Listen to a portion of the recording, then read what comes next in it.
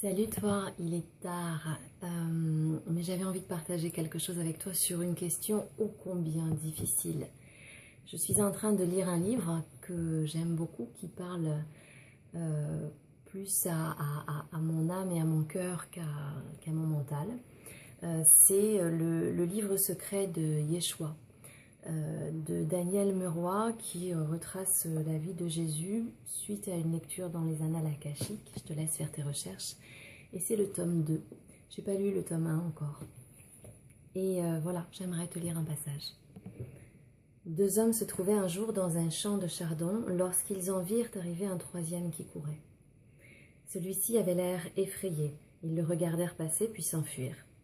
En vint alors un quatrième qui courait lui aussi, mais avec une pierre à la main. « Avez-vous vu passer un homme qui se sauvait » leur demanda-t-il, l'air furieux. « Non, personne. » lui répondit l'un des deux hommes qui étaient dans le champ. Et celui qui était furieux s'en alla courir dans une autre direction. Celui des deux hommes qui n'avait rien dit fit alors cette remarque à son ami. « Tu as menti. N'as-tu donc pas honte ? C'est contraire aux Écritures. N'est-il pas aussi écrit « Tu ne jugeras point » lui répondit l'autre. « Que fais-tu, toi ? Et que savais-tu de la volonté de frapper de l'un et de la nécessité de s'enfuir de l'autre ? Et moi, en vérité, je n'ai pas menti, car ma tête était dans mon cœur et mon cœur dans le don de la protection. Il était vérité avec lui-même dans l'instant. Ainsi en est-il.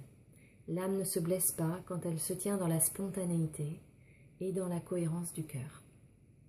Le mensonge, lui, se construit dans la tête et dans l'intention de la tête qui est alors tromperie.